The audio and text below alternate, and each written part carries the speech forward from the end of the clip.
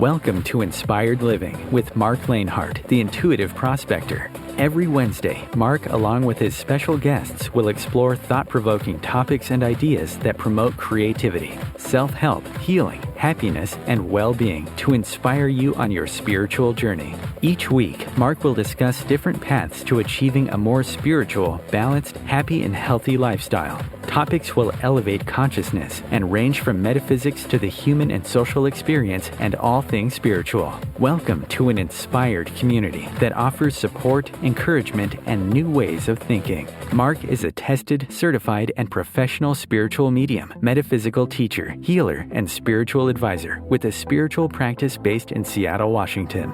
You are the inspired and the inspiration.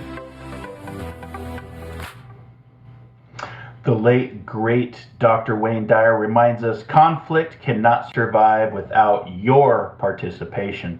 Good morning, good afternoon, and good evening, wherever you may be in this magical, magnanimous, magnificent, majestic, marvelous, metaphysical, miraculous, mind-awakening, mind-boggling, and mind-blowing planet of ours. This is Inspired Living Radio. I'm your host, Marc Lainhart, again for another soul adventure, an inspiring episode to explore, discuss, and discover the many diamonds within each and every one of us and the many diamonds in our world that have yet to be revealed. So get comfortable, grab your favorite drink, kick back, sit back, or lie back, take in a nice, deep, healing, peaceful, and cleansing breath. And let us prospect together as we discuss today's show topic, which is going to be TKI with our special guest, Dr. Ralph Kilmann. And we're going to talk about his new book, Mastering the Thomas-Kilmann Conflict Mode Instrument. And we'll get more in depth what all that is and explain that over the next course of the hour. So as I always like to say, let us dare to dream, dare to explore, dare to live, and let's discover that diamond within. I want to give a big shout out, as always, and say thank you so much to all of our inspired listeners around the globe, the universe, and beyond. My team and I here at Inspired Living Radio are always so very humbled and grateful for you listening to our shows, downloading the shows, subscribing to our channels, leaving reviews, and voting to make Inspired Living Radio and Podcasts a Best 100, best ranked inspirational show to follow and listen for the last 3 years running. Now that's 3 years. Wow, it's hard to believe it's 3 years, but we do appreciate you and just want to give you a big shout out and say you are the inspired and the inspiration. If you have not yet subscribed to any of our channels, liked or followed the show, there's always time to do so over on our main social media platforms. Over at Facebook, just look for the community page of Inspired Living Radio and Podcasts. You can follow us on Instagram under the handle Inspired for Us. That is the number 4, Inspired for Us. And also now over on, which I have to say is now called X, aka Twitter, also under the same handle, Inspired for Us. You can follow us on our YouTube channel, Inspired Living Radio, and we are now streaming through Audible or your favorite podcasting platform, wherever you get your podcast today. Or you can just simply say, Alexa, open up Inspired Living Podcast to play the latest episode. And let's get ready to go prospecting. And like I said, you are the inspired and the inspiration. So let's be inspired, let's inspire others, and let's inspire before we expire. Our guest today is coming to the show for the very first time, and we want to welcome Dr. Ralph Kilmann. He's the CEO of Kilmann Diagnostics to discuss his new book, Mastering the Thomas-Kilmann Conflict Mode Instrument, or TKI. It's based on Dr. Kilmann's 50-plus years of organizational research, executive teaching, and extensive management consulting. The complex topics of conflict and change are intertwined through a carefully orchestrated sequence of tracks for quantum transformation and present the most valid theories and the most effective methods for using the Thomas-Kilmann instrument in all kinds of conflict situations, including intrapersonal conflicts, interpersonal conflicts, group and team conflict, organizational conflicts, civil wars, and international wars. Dr. Kilmann has a PhD. He's also the CEO of Kilmann Diagnostics in Newport Coast, California. In this capacity, he has created all of KD's, that's for Kilmann Diagnostics, recorded online courses and assessment tools on conflict management, change management, expanding consciousness, and again, that quantum transformation. Ralph's online products are used by such high-profile organizations such as Amazon, Bank of America, DuPont, Exxon, Mobil, FedEx, GE, Google, Harvard University, JP Morgan Chase, Microsoft, NASA, Siemens, Twitter, the U.S. Army, and the World Health Organization, just to name a few. Ralph earned both his BS in Graphic Arts Management and an MS in Industrial Administration from Carnegie Mellon University back in 1970, and then holds a PhD degree in the Behavioral Sciences and Management and Social Systems Design from the University of California, Los Angeles in 1972.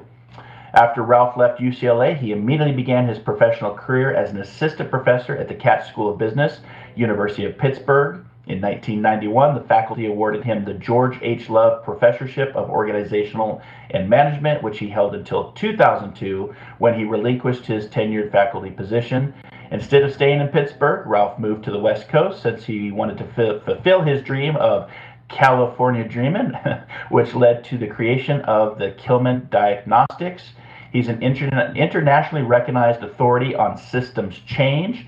He has consulted for numerous corporations, like we said, everything from AT&T, IBM, Ford, General Electric, Lockheed, Philips, Xerox, and he's also consulted for numerous healthcare, financial, and government organizations, including the U.S. Bureau of Census and the Office of the U.S. President. Ralph has published more than 20 books and 100 articles. In 2021, he published his Legacy book, which integrates everything he has created during the past 5 decades of his professional life, creating a quantum organization, the whys and hows of implementing 8 tracks to long-term success. Ralph is also the co-author of more than 10 assessment tools, including what we're going to be talking about today, the Thomas-Kilmann Conflict Mode Instrument, also known as TKI.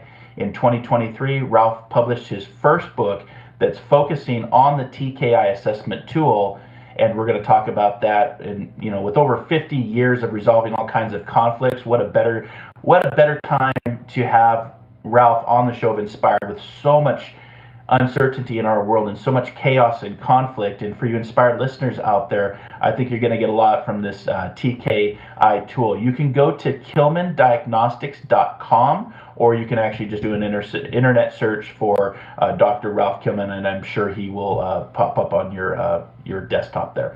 So with that, my friend, welcome Ralph to Inspired Living Radio. Thank you. Thank you so much, Mark. It's a great pleasure for me to be here. Oh, no, the pleasure's all mine. And let me just first and foremost say thank you. I'm at awe as I read through your bio there, just the wisdom and the knowledge and the storytelling that you're going to share with my listening audience today. I'm really inspired, and I'm humbled that you chose Inspired Living and to come on and share your information with us. And again, thank you for all of your decades of work to make a change in our world, to inspire the world, to create a tool that helps bring about taken away the conflict in our world. And like I said, I opened up the show with Dr. Wayne Dyer, who I first followed in my spiritual journey years ago, when he talked about conflict cannot survive without your participation. And I thought about that and I was like, yes, you are right. It takes 2. So let's, just for my listening audience, Ralph, let's talk about, it's okay if I call you Ralph, yes? Absolutely. Okay. Let's talk to the listening audience around the globe. What is TKI? And give us a little bit more background than what I opened the show with, please. Well, in the early 1970s is when I went to UCLA and met Ken Thomas. He had an interest in conflict, and I had an interest in measurement. And we got along very well. In fact, we've been buddies for over 50 years. And as a result of that dialogue in the early 70s, we decided to develop this instrument so people could actually get a reading of how they tend to approach conflict, and to also learn the different ways of approaching conflict. It turns out that people develop habits, and they always use 1 or 2 modes, and they don't realize that they are alternatives. I should also add that in the past, and maybe this is still true today, conflict has a bad reputation. People don't like it. They want to get rid of it. They've been hurt by it. So they keep saying it's a better world if there was no conflict. However, our approach is to say conflict will always be there. You can't get rid of it. The question is, how do you manage it? And what the TKI does, it helps you see that there are 5 possible modes to resolve conflict. and each one is relevant in a different situation, and you will be most effective at conflict management if you read the situation, look at certain attributes, and then choose the approach that is more likely to work in that situation. And that is so much better than always using the same approach again and again, regardless of the situation, or withdrawing or avoiding for the situation or running away from conflict. Right. It's like that definition of insanity, right? Doing the same thing over and over again and expecting a different outcome, right? So I'm curious, in the 1970s, when you first started to develop this TKI with, I'm sorry, I'm looking for his name again. You just said his name. I apologize. Ken Thomas. Ken Thomas. Thank you. What was the environment? Because you do hear about the 70s having great, chaos and conflict. And what was it like when you were creating this tool back in the 1970s, and to see that same tool be applied to today's society and today's conflicts that we're going through? Well, I first went to UCLA in 1970, and at that time, conflict was not a major topic, either in the news or in the academic world. There may have been a little time devoted to conflict in a sociology class, in a political science class, maybe a little bit in psychology, but it was not a hot topic. And I have to tell you, Mark, Ken and I did not anticipate that the topic of conflict would spread across the planet, and we get to the point where we are today, where people are talking conflict all the time, at the individual level, at the group level, the neighborhood, the nation, and internationally. Conflict is upon us, it's escalating, and I'd like to be able to have told you that I anticipated this, but no. It just happened. It may have been unconscious, it may have been intuitive, but we had no idea. And it's quite amazing the interest in conflict that has emerged in those 50 years. Yeah, no, thank you for that. I think you hit it right on the head. Unconscious turns into conscious, right? It's like breathing. Everybody's thinking about their breath until we actually start talking about it. You're like, oh, I've been breathing the whole time. But definitely intuitive. I definitely say you had an intuitive muscle that you were tapping into to see this, and looking through the website and going through some of the courses. With today's conflicts that we experience, I've really been promoting this because it really is about I always go back to Charlie Chaplin when he said, "I'm at peace with God, my conflict is with man." And if we can learn as a species, as a human species, to really work through our conflicts, imagine what the world would really truly look like from a world without conflict. I know that's hard to imagine maybe for our listeners out there, but that's how I kind of looked at it. Like, what would the world look like without conflict? And what's interesting too, Mark, is so often we focus about conflict out there, interpersonal conflict that we have with other people, group conflicts, organizational conflicts, international conflicts, and yet the ultimate conflicts begin inside of us, our inner conflicts. And what I have discovered is the way we resolve our inner conflicts says everything about how we then approach our outer conflicts. But just like you can imagine, people don't always like going inside and perhaps discovering certain demons or challenges or traumas. So it's often easier to say, oh, I'm just going to focus on what's outside of me. And yet growth and development and raising consciousness is all about 4 fundamental inner conflicts. And as you resolve them, you become a whole person and you interact with people at a whole different level. I love that. So for today's episode, let's focus in on that interpersonal conflict that you just described for my listeners out there, and mastering this TKI method that you've developed and created and put out to the world.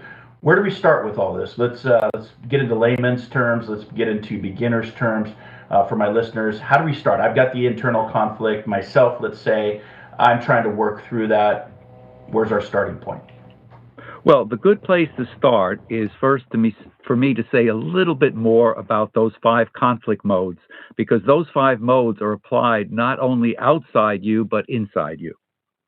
And the TKI conflict model is defined by 2 dimensions, assertiveness and cooperativeness.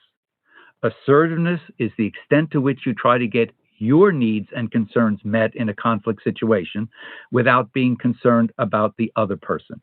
Whereas cooperativeness is being concerned about helping the other person get their needs and concerns met, not your own. And on that space of trying to get your needs met versus other people's needs, there are these 5 conflict modes. So competing is high in assertiveness and low in cooperativeness. You assert yourself, you want to win the position, you want to win the game, you want to win the argument. You're not at all concerned about the other people in the situation. The opposite of that is accommodating. That's when you're exclusively focused on helping the other people get their needs met, but not your own. You're disregarding your own needs for the time being. And then there's compromising, which is somewhere in between competing and accommodating. You flip a coin, you take a middle ground position. One person wants to start a meeting at 3, another person 4 in the afternoon. Let's split the difference at 3:30. Perhaps it doesn't solve everybody's needs and concerns, but at least it gets you moving forward. And then we have avoiding. And avoiding is low in assertiveness and low in cooperativeness. You don't engage in the situation, you leave. Now, there's good forms of avoiding when you need more time to make a decision, where you want to collect more information, you want to talk to a few more people. That's a functional use of avoiding rather than rushing into a decision. But the bad side of avoiding is when the conflict is really important to the two of you and you just don't like conflict, so you run away from it. You leave the situation. In fact, each of the 5 modes has a good use and a bad use depending on the situation. And the 5th mode is the one that sounds the ideal, as if we want to use it all the time. But again, it only works well in certain situations. The 5th mode is collaborating, and that's high in assertiveness and high in cooperativeness. You try to get everyone's needs met in a very creative way. But to do collaborating, you need time. You need to be trust, because you have to believe that I can share what I really need and want without you taking advantage of me or hurting me later or me hearing about it in a way that I don't want to hear about it. So basically, there has to be trust that we will work together effectively to address these issues and resolve our differences. So there's a whole bunch of these attributes that have to be in place, but those 5 modes, competing, accommodating, compromising, avoiding, collaborating, are the 5 basic choices. And again, it all depends on the situation. What you don't want to do is only use one mode all the time or 2 modes all the time, because you have more choice. And that's what the whole field of conflict management is about. Choice, so that you get your needs met and other people's needs met. So that's step 1. Now, when we go to the inner conflicts, let me mention the first one. And I'll state it at the extreme, either or, either or. And the first one is, are you a physical body or are you an energy body? Now, of course, if you're a physical body, then you're not dealing with emotions, you're not dealing with energies, you're not dealing with passion, you're not dealing with excitement. And of course, as you know, you can walk into a room, you can feel the energy. It's not just physical beings. Sure. And the ultimate is not to settle it as either I'm a physical body or an energy body. I can be both. I'm all of that. In fact, you'll see for all the inner conflicts, we first start with either or, and then we find a creative way to collaborate with ourselves, so to speak, so we get the best of all worlds. I love that, either or. So as I was preparing for the show today, Ralph, I wanted to talk about, we usually don't talk about politics on this show, but given the state of our world and politics drives decision making, how would you apply this TKI from your perspective? How would you apply the TKI to our current state of political chaos, ego, lack of trust? Everything you just described is not what our political system is showing us. And turning to violence, how could we use TKI to turn this in our political environment? Not supporting one party or the other, it takes 2 to tango. But I was just thinking about the show, like, how could we apply this method to have a better political system here in the United States? Because it is very out of control. And I'm just curious what your thoughts were on that. Well, just as I described those 5 conflict modes, let me add that those are all mindful choices, that you have only low or moderate stress. You can reflect and say, in this situation, as I read it, Is it best to avoid, to compete, to accommodate, whatever? But you have to do it mindfully, using human choice and the higher functions of your brain. However, under high stress, those modes morph into something different. You form into fight, flight, freeze, which is the sympathetic nervous system response to threat. So competing becomes fight, avoiding becomes flee, and accommodating becomes freeze. That's like you play you're dead so the animal doesn't eat you. That's freeze. Right. So when you have extreme stress, you don't have mindful choices about how do I assert myself? How do I help you get your needs met? How do we come up with a creative collaboration if that's possible and if we have the time to do that? But if we have fight, flight, freeze, we're not talking anymore. We're not thinking anymore. We're just reacting. We're like dealing with dinosaurs, reptiles. We're just reacting to one another. And the one thing that's happened in the last years, and certainly the pandemic made everything worse, is high stress. So when you have high stress, you start getting what is called extreme polarization. People go into their tribes, into their camps to feel secure. And as a result, they're not mindfully dealing with conflict. They're just using different forms of fight, flight, and freeze. And that's not going to resolve our very complex messes that we have today, where we need the highest functioning of the human brain. So with that extreme polarization, people don't listen to one another anymore. They don't even share everything. And then you add to it social media, where there's a lot of disinformation, misinformation, where people are basically being radicalized to their tribe. And more it's us versus them, us versus them. That's tribal consciousness. That's not world-centric consciousness. That's tribal consciousness. And what that really means is my tribe is human and all other tribes are objects and can be treated accordingly. And then you throw in all the violence, and when there's armaments and people have combat training, that's when you get into civil war and international war. But on the political scene, know this, if there's high stress, people stop listening to one another, people go into their tribes, and before you know it, the institutions break down because they're all based on reptilian thinking. Wow, thank you for sharing that perspective. Yeah, you're seeing it. You're seeing the breakdown of institutions. And I know as I was preparing for the show, I came across a quote from Gordon B. Hinckley that says, conflict grows out of ignorance and suspicion. And we have a lot of that in our political system today, unfortunately. It's just, I'm always looking here on Inspired Living, how can we, promote people like yourself that have these tools to start incorporating. And you're right, with social media, the misinformation, the disinformation, the gaslighting, everything that takes place. But we can also counter that with, shows like this and tools like what you've created and putting them out into the hands of people to say, it can be either or. It doesn't have to be one side or the other, especially as we move to see violence in our world. We want to get to a place where we have, low violence, but yet today we see more violence. And so, that's why I do these shows, is to have this ripple effect and that energy that you talked about, physical beings, but also spiritual, energetic beings having that human experience. And so in this TKI method, because conflict does seem to be on the rise and, people taking an either a stronger position with this tribal consciousness that you're talking about and less tolerance for alternative perspectives, what are you seeing and what can we do about it? Just even outside the world of politics, just with society as a whole.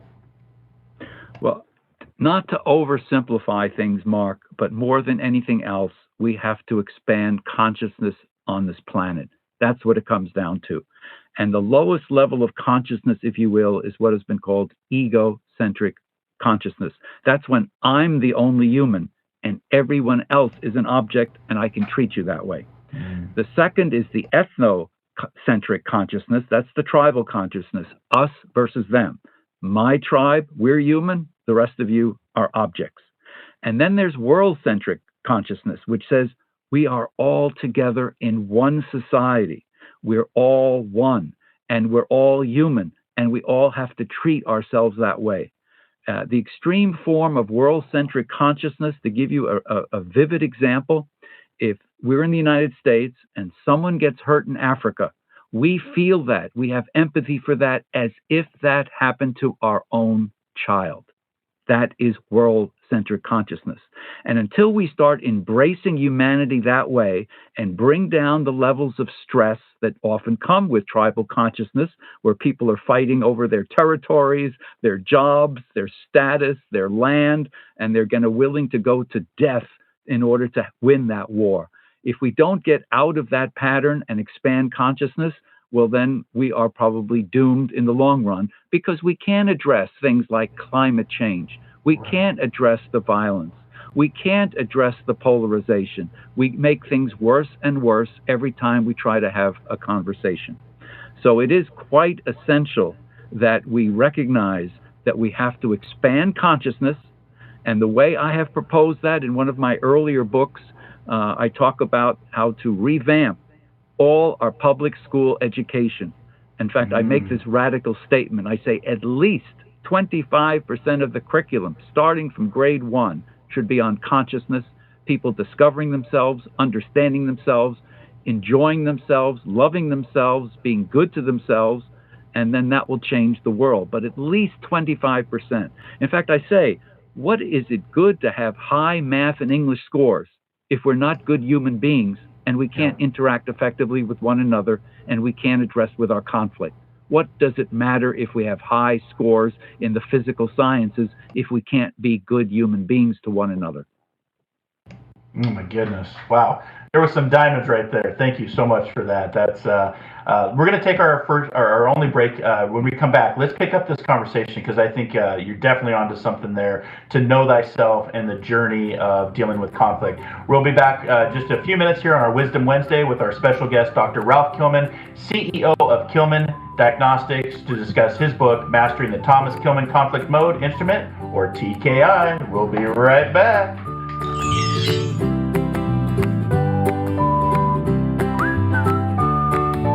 The future of internet radio is here. OMTimes Radio, IOM FM. Host your show on IOM FM, the radio network of OMTimes Media, one of the more recognized brand names in the conscious community, and is backed by the extensive marketing reach of OMTimes. Hosting a show on IOM FM immediately connects you with our extensive dedicated community. My name is Victor Furman. Some call me The Voice. I've always been fascinated with human nature, spirituality, science, and the crossroads at which they meet. Join me Wednesdays at 8 p.m. Eastern on OMTimes Radio, and we'll explore these topics and so much more on Destination Unlimited. One planet, 7.3 billion people. Only one you. Life offers us many opportunities and learning experiences. Are you ready to explore and discover this beautiful planet, the life and energy all around us, the spiritual world, and what is unseen, along with your own personal soul adventure? Marc Lainhart, the Intuitive Prospector, is the spiritual connection you have been prospecting for. Internationally known as a tested and professional clairvoyant medium and spiritual advisor, Marc's work as a metaphysical teacher, medical instructor, radio show host, inspirational writer, and hiking guide are here to help you on a journey of self-discovery, healing, inspiration, education, and a whole lot of spiritual awesomeness. Dare to dream. Dare to explore. Dare to live. For more information on Marc's spiritual practice in Seattle, Washington, please visit marclainhart.com or internet search The Intuitive Prospector. Ascending Hearts is no ordinary dating site, but a spiritual dating site with a purpose, to link you with your soulmate. We engineer the serendipity so you can trust that you will attune with someone that has the same matching vibration as you. Ascending Hearts, the conscious dating site for the spiritually aware. Try Ascending Hearts for free, ascendinghearts.com. You came across someone struggling with hunger. How would you recognize them? Would you notice an 8-year-old girl who's not excited for summer break because she may not be having lunch again until September? Or a war veteran who's having a hard time landing a job and getting back on his feet? I am the 1 in 8 Americans who struggle with hunger. I Am Hunger in America. Hunger can be hard to recognize. Learn why at IamHungerInAmerica.org, brought to you by Feeding America and the Ad Council.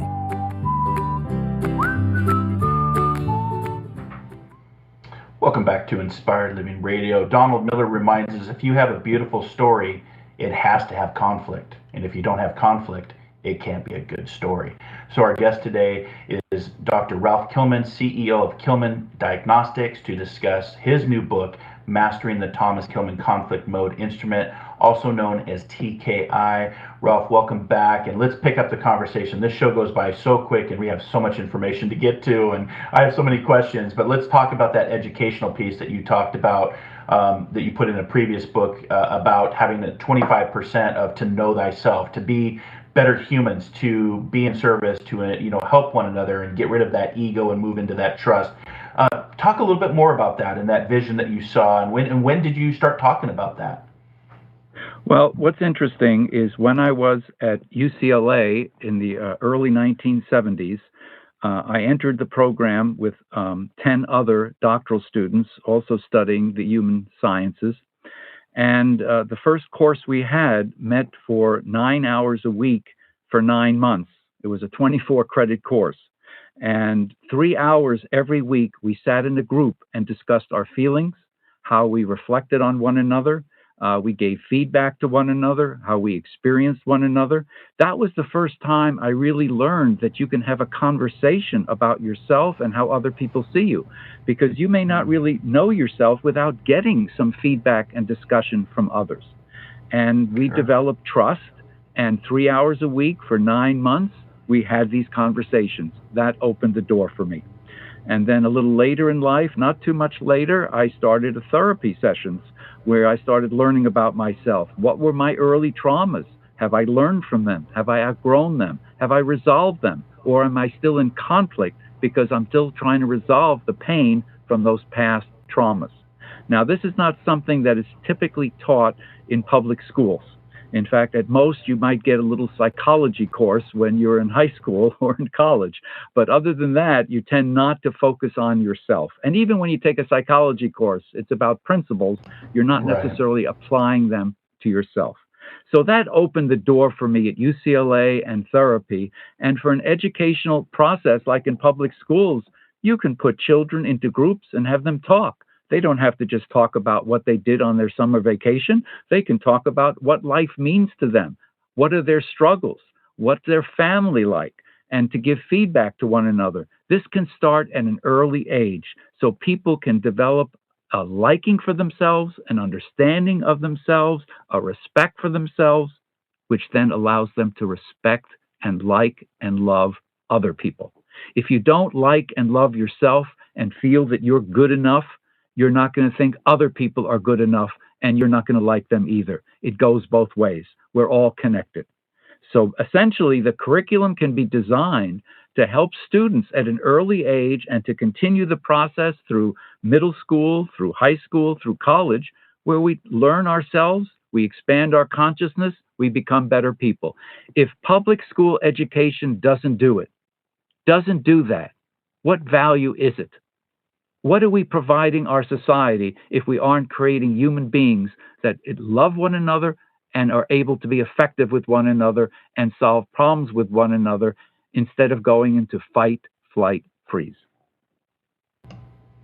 Wow, I never thought about it that way. And I was just reflecting on the courses I took, even out, past high school and college. And you're right, the psychology and the different courses, sociology, anthropology, they didn't really talk about the journey of to know thyself and that community of love. And from your experience, because it's not every day that I have doctors and CEOs on my show, how would we get past? I know you talked about trust, but when we start opening up and sharing about ourselves, how do you move past the judgment piece? Because we have, in this day and age, with the social media, we have a lot of judgment. We have a lot of labels. We had a lot of that ego that I'm better than you, even though we are all the same. We're one community connected as human beings. How do you move past judgment? How do you work around that, I guess, is what I'm asking. Well, you allow a forum so people can talk about it. And again, at an early age. I mean, you might think, oh, you can only talk about this when you're 30 or 40 and have a graduate degree. Nonsense. You can talk about this when you're 10, 12, 14 years old. Kids talk about things all the time. Why not talk about who they are and what they want to do in life and how to proceed? For example, let me mention the second inner conflict. I mentioned the first one was, are you a physical body or an energy body? That kind of begins the discussion that I am more than just a physical being. The second inner conflict is, am I governed by my ego or my soul? Those are two different voices, inner voices. So the ego is pretty much like, how can I win? How can I achieve? How can I be famous? How can I be immortal? How can I get a lot of attention? On and on. How can I be in charge? How can I be in control? The ego loves to be in control, okay? Now the soul asks a whole different set of questions. Why was I born? What am I here to do? What's my piece of the puzzle? In fact, you're quoting some people. Let me quote you Mark Twain, who said, the two most important days of your life. The first one is the day you were born. The second one is when you find out why. Why? Yeah, I love that quote. When are we giving people the opportunity to discover the why they were born? And why do we have to wait till people are old before they ask that question? Let's bring it into the dialogue early on in school so it becomes a part of the curriculum and it becomes a natural thing to talk about.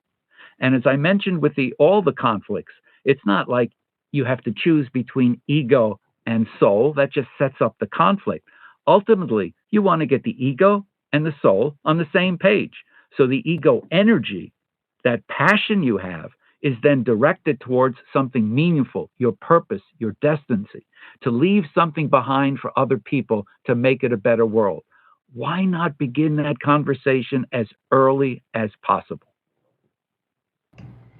Oh my goodness. So again, more diamonds. Sorry, inspired listeners. This show is for me, not for you. Sorry. No, I love that quote when you said, governed by my ego or governed by my soul. That's a very powerful, transformative sentence and words. And I should mention, Mark, that in some literatures, people say to honor the soul and go on a spiritual path, you have to destroy your ego.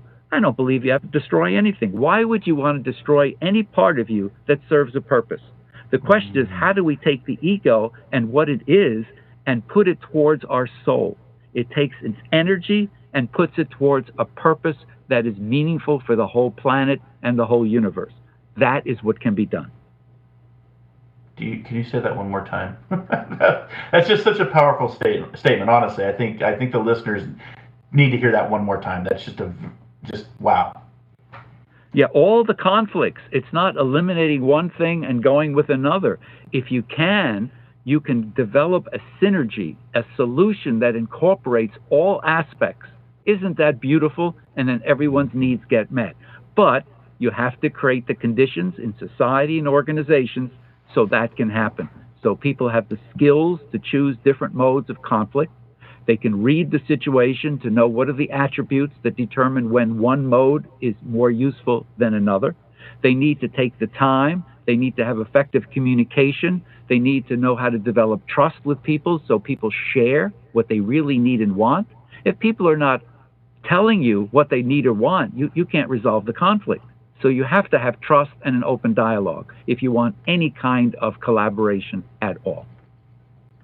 Well, thank you for repeating that. And you brought up organizations, and today's organizations, and you've had a lot of big companies use your TKI method, and organizations today seem to be very dramatic in their appetite for conflict, whether it's to be polite and avoid conflict or to be aggressive in confronting conflict. If a leader wants to improve how their team approaches conflict, where should they start? And I think you already mentioned a little bit this, but let's just dive in a little bit deeper to that. Well, here's how I proceed. This is one approach.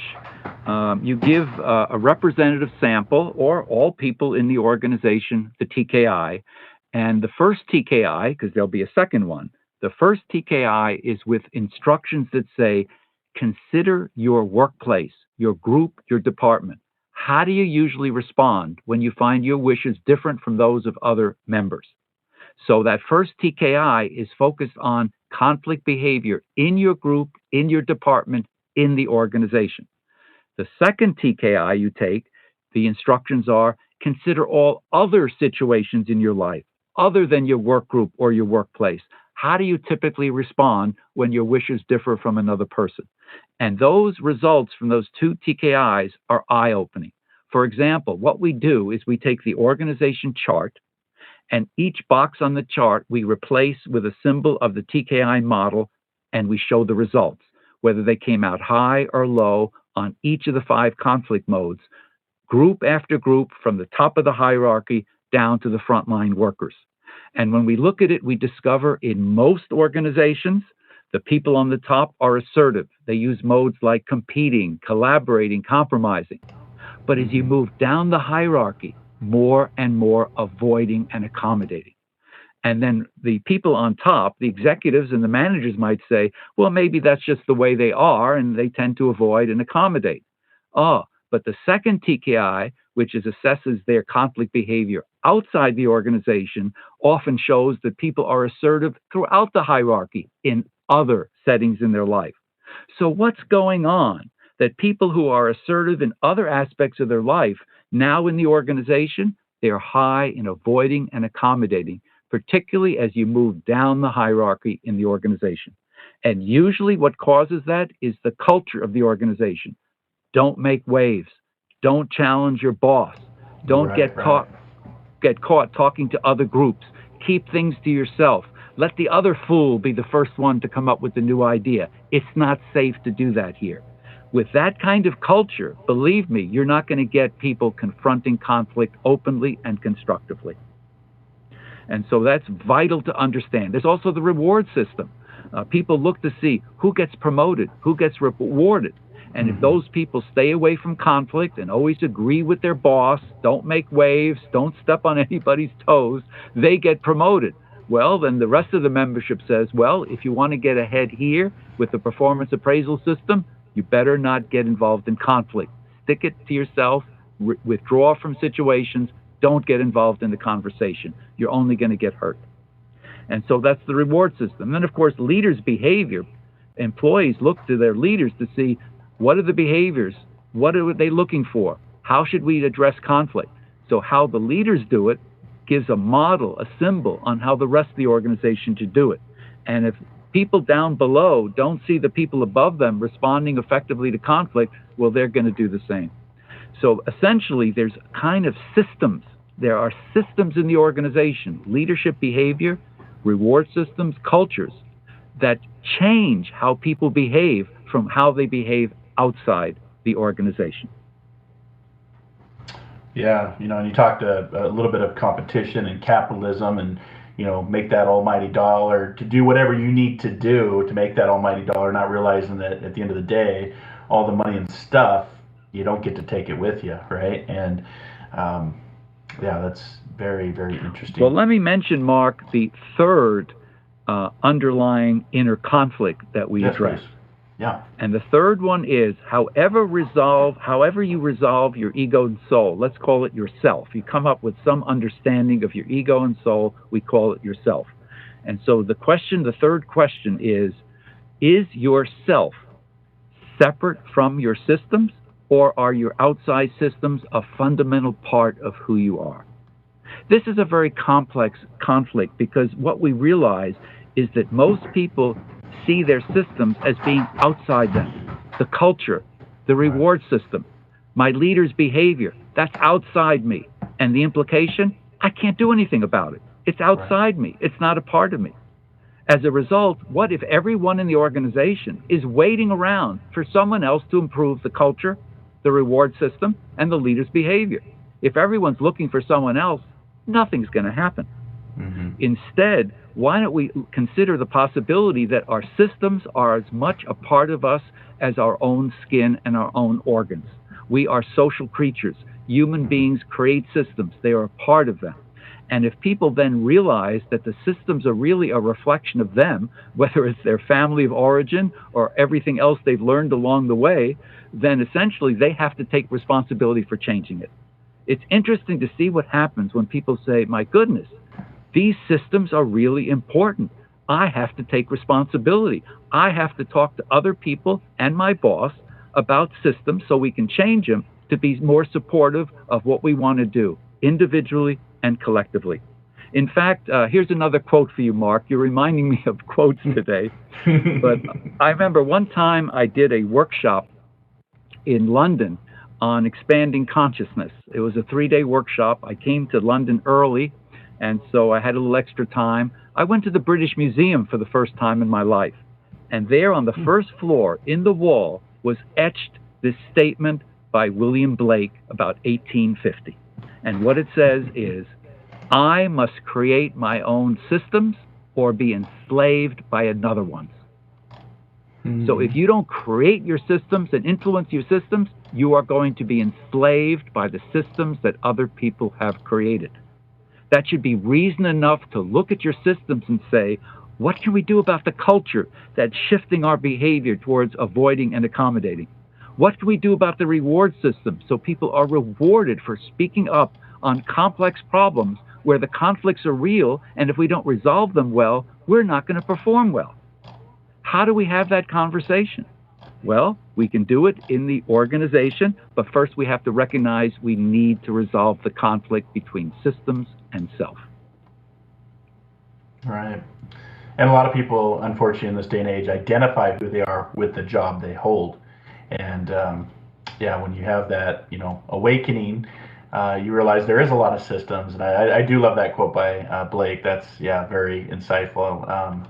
Speaking of workshops, do you have anything coming up for the Inspired listeners besides, all the courses on your website? Are you doing any more workshops? Are you traveling? Are you doing lectures or anything coming up? That was the past, Mark.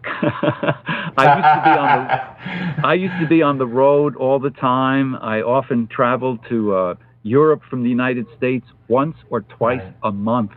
I was all over the place. Now I'm in this, call it a semi-retired state. I have my online courses, and yet I do have people that I recommend. If you want a live workshop, there's a link. There's some pages on my website which describes the people and the organizations that I recommend, that I refer people to if you want a live workshop or a training program or a consulting project. So I have those KD licensed organizations for that purpose, but no, I don't do that anymore. I let the younger people do it, Mark. Well, I figured after I read your bio, I figured I'd still have to ask after you moved to California for your California dream, and I figured that might have been a part of semi-retirement.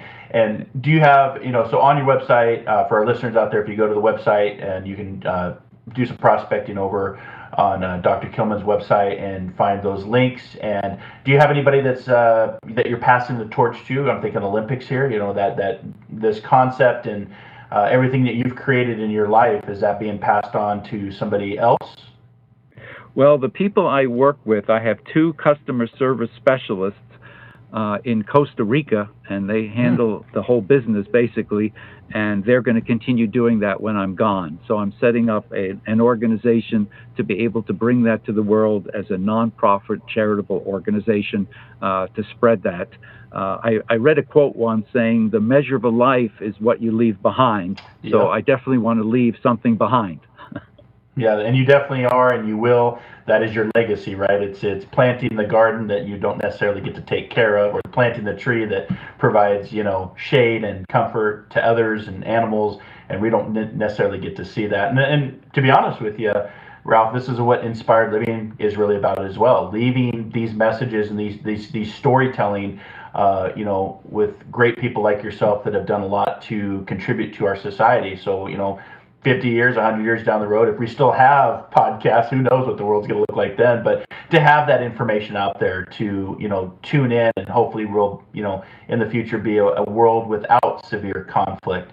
As far as, I know stress is a big part of this, and there's a lot of people in today's society that deal with stress. And stress is a real thing. We're having conversations on, anxiety and PTSD and mental health. And I know I've done a lot of podcasts on that. Your link conflict modes to stress, and most people find conflict very inherently stressful. So what's your advice for how to manage any stressors that are associated with conflicts that are going to arise in your workplace, in your relationship, in society? What would you recommend for dealing with that, with this model? Well, on one level, there has been discussion and trainings on what is called mindfulness, as I'm sure you're aware. And some of that has been brought into organizations where there are workshops on mindfulness so people can be more calm, more relaxed, recognize when they're under stress, do certain breathing exercises, mindfulness exercises, so they can use the higher parts of their human brain for all complex decisions and problems. But the way I approach it, I take it to another level, and this brings us to that fourth inner conflict. As I mentioned, there's four: the physical versus the energy body, ego versus soul, self versus systems. The fourth one I save for fourth because you're going to have an easier time of it after you do the first three. And the fourth conflict is, have you resolved your primal relationships, or are you still acting out your wounds from the past? So some of the stress in this world is certainly created by diversity, deregulation, social media, but at the core is that can trigger unresolved conflicts in people from their early traumas. What is being addressed there? And if you don't work on those inner conflicts that come from early traumas, you're going to act it out on the people in front of you. Picture a work group meeting where they're not really talking in the present. Everyone's acting out their stuff from the past that hasn't been resolved. So what are we really talking about here? So unless people really understand themselves at a deep level and say, no, this is me, this is my dynamic, I'm not going to act it out, this is what I want to do, I want to do this in a constructive way.